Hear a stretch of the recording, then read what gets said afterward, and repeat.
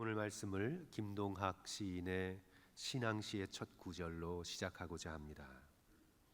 주여 당신 앞에서 진실하게 하소서. 여기에 당신을 앞에 두고 촛불을 켭니다. 우리 믿는 자의 삶은 하나님 앞에서의 삶입니다. 우리의 기도는 하나님 앞에서 진실되게 하는 것입니다. 우리의 모든 신앙의 행위는 하나님 앞에 촛불을 켜는 것입니다. 하나님 앞에 우리의 구제의 촛불을 켜고, 하나님 앞에 기도의 촛불을 켜고, 하나님 앞에 금식의 촛불을 켜는 것입니다. 신앙과 경건의 모든 행위는 하나님 앞에 진실되게 하는 것입니다.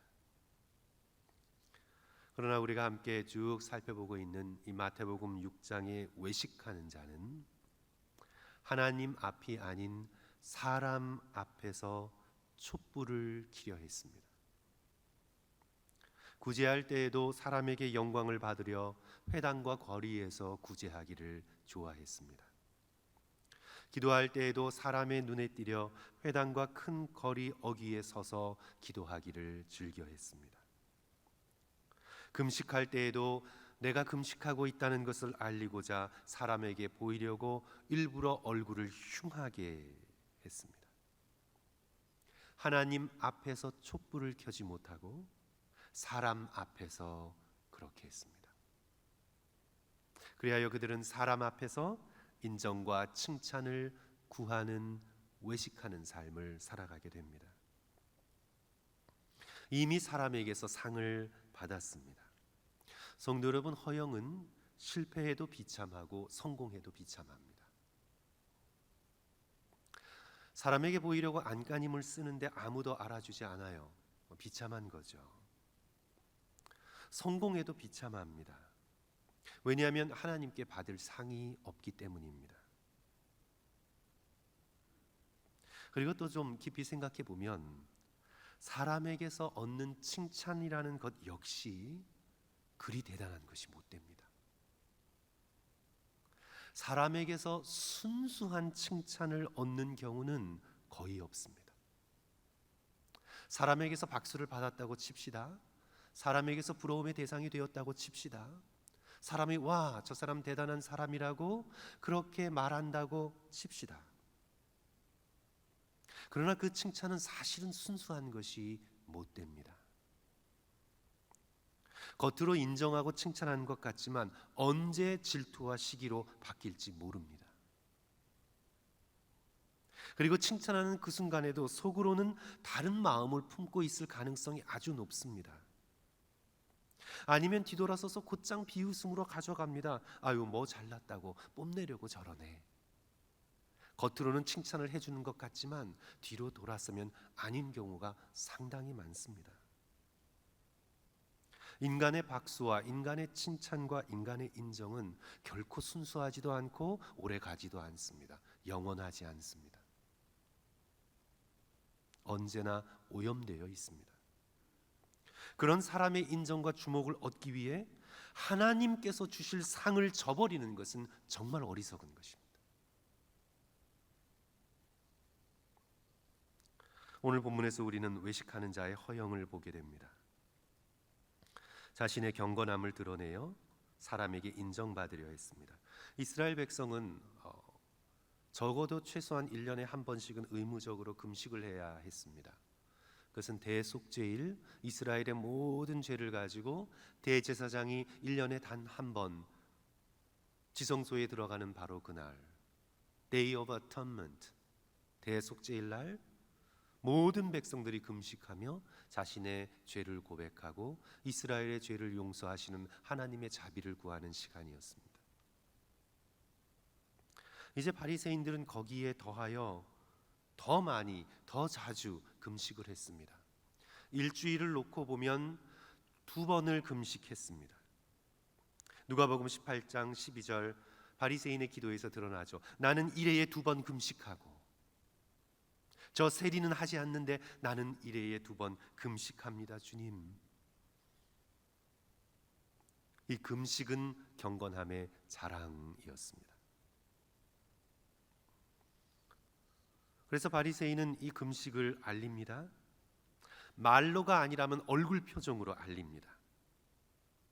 엄숙함과 슬픈 표정으로 자신이 지금 금식 중에 있음을 알리게 됩니다.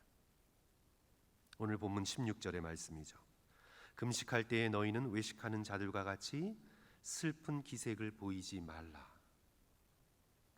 그들은 금식하는 것을 사람에게 보이려고 얼굴을 흉하게 하느니라. 여기서 이제 얼굴을 흉하게 한다는 것은 표정을 말도 걸 수 없을 정도로 딱딱하게 한다거나, 통의 표시로 재를 뒤집어 쓴다거나, 먼지를 날린다거나 해서 숯검댕이가 얼굴에 묻어 있는 경우, 그것을 말할 가능성이 높습니다. 어쨌든 한눈에 저 사람은 지금 금식하고 있구나.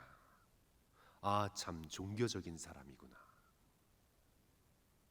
이런 인상을 주려는 목적으로 그렇게 종교적 행위를 하지 말라고 말씀하고 있습니다. 우리 한국의 기도원을 중심으로 그랬던 적이 있었습니다. 40일 금식을 3번이나 한 능력의 종, 이런 표현들 많이 있었습니다. 성도 여러분, 금식을 한다는 건 놀라운 일이고, 또 금식을 노력하고 경건으로 나아간다는 건 놀라운 일이고, 또 그것으로 인해 자신이 의도하지 않았어도 금식하고 있다는 것이 알려진다는 것은 죄된 것은 아닙니다. 그런데 마음의 동기가 내가 사람들에게 인정받고 사람들에게 보이기 위하여 내가 금식하고 있다는 것을 알리면 그것은 바로 허영이 되는 것이죠. 예수님께서는 그렇게 사람에게 보이면, 그래서 사람들이 저 사람 지금 금식하는 중이구나, 얼마나 경건한가라는 인정을 받으면 16절 끝부분에 그들은 자기 상을 이미 받았느니라. 사람에게서 상을 받았다면 하나님에겐 없다. 어떤 목사님이 잘 비유했어요. 사람에게 받지 않았을 때에 하나님께 받게 되는 거예요. 왜냐하면 월급이 한 번뿐이듯 상은 월급이니까 상도 한 번뿐이다. 월급을 이중으로 수령할 수 없잖아요. 그렇죠? 월급은 한 번입니다. 사람에게서 받든지 아니면 하나님에게서 받든지. 사람에게서 받을 것이냐, 하나님께 받을 것이냐는 너가 결정하라. 사람들에게서 드러낼 것이냐, 아니면 은밀한 중에 보시는 하나님께 촛불을 켤 것이냐, 너희들이 결정하라. 그렇게 말씀하고 있는 거죠. 제가 목회에 오면서 곤란했던 때가 이 말씀을 준비하면서 생각이 났습니다. 오래전에 교회 규모가 조금 작아서 이렇게 교회 연역을 만들고 그런 걸 모든 것을 이렇게 좀 처리하고 보아야 했을 때 교역자가 아니라 어느 집사님, 젊은 집사님 한 분이 볼런티어로 교회 요람을 이렇게 만드셨는데, 이제 거기에 한 분의 성함이 빠졌습니다. 그것으로 인해서 얼마나 오해를 받았는지 몰라요. 이게 단순한 실수인데 의도가 있었다고, 감히 내 이름이 지워졌다고. 근데 입장을 바꿔놓고 생각하면 충분히 섭섭할 수 있는 일입니다. 하지만 충분히 사과드렸고 또 고쳤고 그랬는데, 그걸 자신의 명예 실추로 여기고 분란으로 확대하려 했던 그런 모습이 참 가슴 아프게 느껴졌습니다. 이제 또 한 경우는 어떤 분이 자신을 교회의 공로장로로 세워달라고 그렇게 계속해서 집요하게 부탁하셨던 경우입니다. 당시 저는 그 직책의 이름이 가져다 주는 것이 싫었습니다. 공로장로, 명예장로, 이런 것들이 싫었습니다. 교회에서 공을 따져 공로장로다, 교회에서 명예를 따져 명예장로다, 저는 이런 이름 자체가 저는 조금 거부감이 있었습니다. 다른 교회는 다 있는데 왜 우리 교회는 없냐고 그렇게 따지셔서 힘들었던 적이 있었던 것이 말씀을 준비하면서 기억이 났습니다. 성도 여러분, 우리는 참 사람의 인정에 목마른 것 같습니다. 제가 어제도 언급했던 고대 그리스 철학자 플라톤의 대화록에서 그가 이렇게 쓰고 있습니다. 인간이 얼마나 명예를 추구하는지 보라. 유명해지고 싶어하고 불멸의 영광을 쌓고 싶어하고 때론 자녀보다도 더 그것을 위해서라면 어떤 위험이든 용맹하게 감수하려고 하고 이를 위해 돈을 쓸 준비가 되어 있고 모든 종류의 시련을 겪으려 하고 영광을 위해서라면 심지어 죽으려고까지 한다. 이 땅의 영광, 사람의 인정, 세상의 칭찬을 향해 사람들은 때로 그렇게 합니다. 하지만 예수 그리스도의 참 제자 그리스도인들은 세상을 향해서는 자신을 숨기려고 노력해라. 아무리 내가 자신을 숨기려고 노력해도 내 자신에 있는 빛으로 빛나게 되어 있으니 세상을 향해 자신을 드러내려는 의도를 갖지 말고, 그래서 세상의 박수소리와 인정받으려 하지 말고 자신의 경건을, 자신의 아름다움을 하나님 안에 감추어 놓아라. 너의 참 가격표는 하나님께 있으니 하나님 한 분만을 바라보고 살아가라. 이것이 예수님의 가르침입니다. 그래서 금식할 때 오히려 기름을 발라라. 평소처럼 보여라. 티내지 말고 여상하게 평소처럼 오직 하나님만이 알고 계시는 금식으로 올려드리고 사람들을 향해서는 평범하게 티내지 말고 경건을 티내지 말고 살아라. 그래도 너희들의 행실과 너희들의 말과 너희들의 표정과 너희들의 빛과 아름다움으로 비치게 되어 있으니 티내지 말고 겸손하게 하나님만 바라보고 평범하게 살아라. 평소처럼 얼굴을 씻어라. 너의 금식을 숨기라. 너의 경건을 오직 하나님을 향해서 하라. 17절과 18절 말씀 성도 여러분 다 같이 한 목소리로 읽습니다. 오늘 본문 마태복음 6장 17절 18절 우리 같이 읽습니다. 시작. 너는 금식할 때에 머리에 기름을 바르고 얼굴을 씻으라. 이는 금식하는 자로 사람에게 보이지 않고 오직 은밀한 중에 계신 내 아버지께 보이게 하려 함이라. 은밀한 중에 보시는 내 아버지께서 갚으실 것이라. 아멘.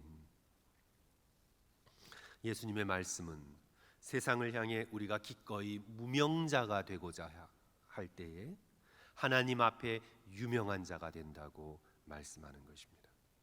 이게 바로 사도 바울의 말씀하신 바 그리스도인의 역설의 신비입니다. 고린도후서 6장 9절 우리는 무명한 자 같으나 유명한 자요. 그렇죠. 세상을 향해서는 무명한 자 같습니다. 이름이 없는 자 같습니다. 알려지지 않는 자 같습니다. 사는 둥 마는 둥 하는 사람인 것처럼 보입니다. 이름을 들어도 세상은 알지 못하는 것처럼 들립니다. 그러나 사실은 우리가 유명한 자라. 하나님께서 알아주시기 때문에 무명자 같으나 유명한 자입니다.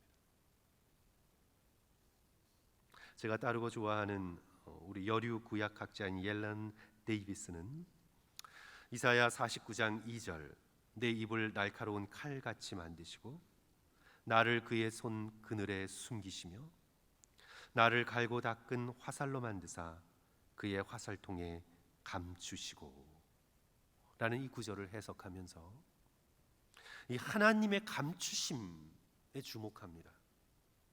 나를 그의 손 그늘에 숨기시며 그의 화살통에 감추시고. 하나님의 감추심.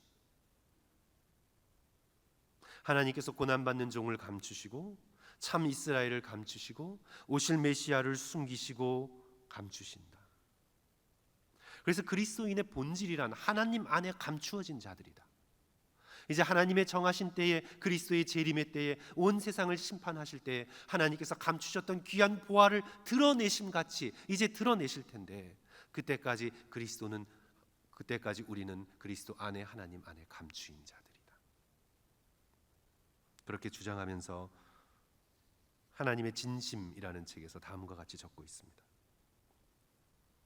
저는 그 결론에 가장 큰 감동을 받았습니다. 책 전체에서 저는 그 부분이 백미라고 생각을 하는데 이렇게 적었습니다. 세례를 통해서 우리의 삶은 하나님 안에서 그리스도와 함께 숨겨졌고 따라서 우리가 이 세상에 있는 동안에는 하나님의 보호를 가장 잘 느낄 수 있는 그 무명성으로 자주 깊이 뛰어들어가야 한다. 우리는 자주 고독을 택해야 한다. 우리는 외로움의 자리, 아무런 비전이 없는 자리, 이 세상은 멸시하지만 우리 주 예수 그리스도 안에서 하나님이 보여주신 놀라운 겸손에 의해 우리가 거주할 수 있게 된 가려진 장소에서 우리의 신앙과 사역을 이어가야만 한다. 놀랍습니다. 그러나 우리는 너무나 자주 사람의 인정을 못 받으면 섬김을 무릅니다. 우리는 너무나 자주 사람의 칭찬이 없으면 쉽게 실망합니다. 에이, 아무도 나를 알아주지 않는구나. 하나님이 보시고 계신데. 그렇게 생각하며 우리는 뒤로 물러갑니다. 우리는 너무나 자주 촛불을 하나님 앞에 켜지 못하고 사람 앞에 켜두려 합니다. 우리는 정말 허영심이 가득한 사람들입니다.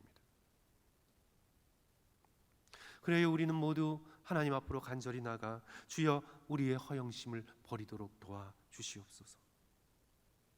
주여 나 자신을 드러내어 사람과 세상에 인정받으려는 이 허영을 물리쳐 주시고 모든 일을 하나님 앞에 촛불을 켜는 순수한 마음으로 주를 바라보고 감당할 수 있도록 도와주소서.